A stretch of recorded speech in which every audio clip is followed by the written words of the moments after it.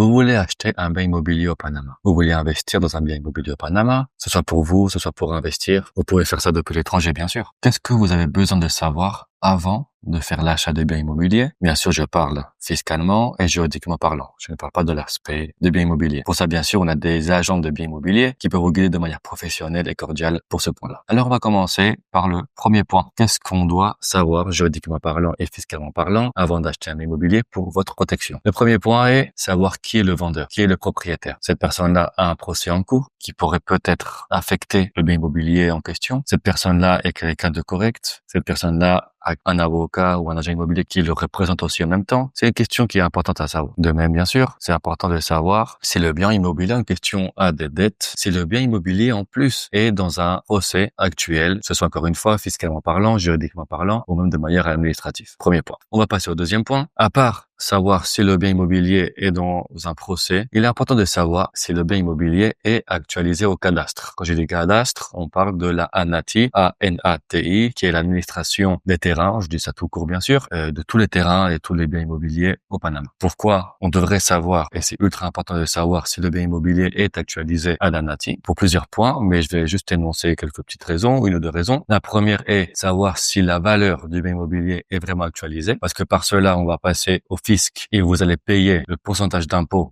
foncier bien sûr par rapport à la valeur qui est actualisée. Pourquoi? Parce qu'en cas de vente, on va dire que le bien immobilier vaut 100 000 $ et la personne, le vendeur, n'a jamais actualisé ce bien immobilier. Et selon les valeurs enregistrées, il vaut 80 000 $. En cas de vente, c'est possible que vous deviez vous payer les impôts fonciers de manière rétroactive parce que peut-être il y a 2, 3, 4 ou 5 ans que le bien immobilier vaut 100 000 $. Le problème, c'est que le vendeur, le propriétaire, n'a jamais actualisé cette valeur auprès de l'ANATI. Aussi important à savoir, si l'information que nous indique l'agent immobilier du vendeur ou le même vendeur propriétaire du bien immobilier qu'on souhaite acheter sont corrects. Cela veut dire qu'on devrait vérifier. Avant tout cela, on est ici encore une fois pour vous guider, bien sûr, dans chaque pas. Au registre public, si réellement le bien immobilier fait 100 mètres carrés, par exemple, ou s'il contient 2 parkings, par exemple aussi. Autre point à savoir par rapport au bien immobilier et par rapport à l'immeuble. Si le bien que vous souhaitez acheter est un bien immobilier, si c'est un appartement, on devrait se renseigner un peu sur l'immeuble. Si l'immeuble a des filtrations, si l'immeuble a des problèmes par rapport au directeur de l'immeuble ou de l'administration de l'immeuble. Il n'y a pas un syndicat comme on peut trouver en France par exemple, mais oui, il y a des administrateurs d'immeubles que les directeurs vont choisir. Et bien sûr, quand on parle de directeur d'immeuble et même de gérance, on parlera de ça dans d'autres vidéos. On va parler de quelle information est important de savoir durant l'achat de biens immobiliers et le après, bien sûr, par rapport à si vous achetez une maison ou un appartement. Alors, comme d'autres points à savoir, ou un petit dernier point à savoir pour finir cette vidéo, il est impérativement important de savoir si le bien immobilier est en règle par rapport à tous les services dont l'appartement